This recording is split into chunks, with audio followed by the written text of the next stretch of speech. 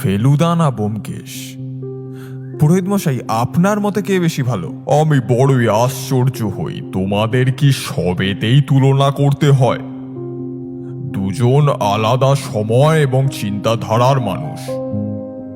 আমার মতে প্রদোষের মধ্যে এক অদ্ভুত স্নিগ্ধ তীক্ষ্ণতা আছে, যেন ভোরের ঝলমলে আলোয় সান্দেয়ানো বুদ্ধি আর সাথে অদম্য কৌতূহল।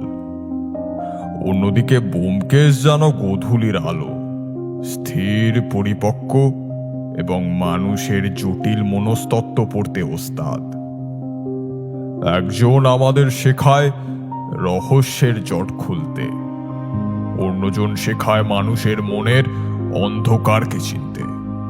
এই চরিত্ররা তো মহাকালের পাতায় অমর হয়ে থাকে, আসল সময় বয়ে যায় আমাদের। পাঠক হিসেবে আমাদের বয়স এবং অভিজ্ঞতাই ঠিক করে দেয় জীবনের কোন মোড়ে কার হাত আমরা বেশি শক্ত করে ধরব।